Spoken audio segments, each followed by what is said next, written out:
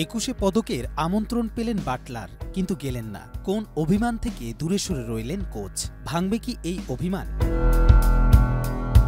যখন দেশজুড়ে আলোচনায় সাবজয়ী নারী ক্রিকেটারদের ২১ পদক, তখন সেই অনুষ্ঠানে অনুপস্থিত কোচ।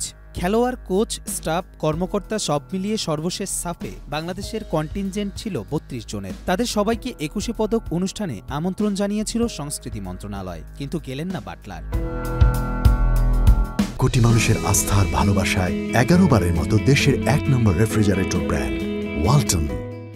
তবে না যাওয়ার কারণ বাটলার উল্লেখ না করলেও তার না যাওয়াই যেন বলে দিচ্ছে কোচ ফুটবলার দ্বন্দ্ব এখনও পুরোপুরি মেটেনি। এর আগে বাটলারের বিরুদ্ধে লিখিত অভিযোগ করেছিলেন নারী ক্রিকেটাররা। অভিযোগ ছিল কোচ বাটলার তাদের সঙ্গে মাঠ ও মাঠের বাইরে দুর্ব্যবহার করেছেন। হাসি ঠাট্টা করে সিনিয়র ও জুনিয়রদের মধ্যে বিভাজন সৃষ্টি, নারী ফুটবলারদের পোশাক নিয়ে কথা বলতে ছাড়েননি, এমনকি বডি শেমিং করেছেন এবং ব্যক্তিগত জীবন নিয়েও বাজে মন্তব্য করেছেন।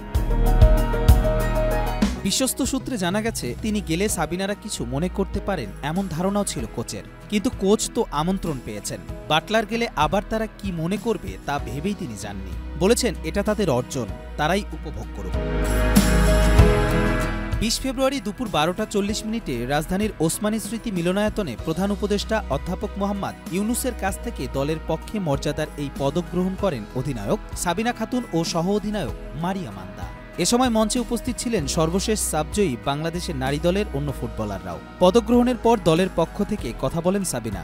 তিনি শহীদদের স্মরণ করে নিজের অভিব্যক্তি প্রকাশ করেন এভাবে: আজ আমরা এই পদক পেয়ে বীর শহীদদের স্মরণ করছি।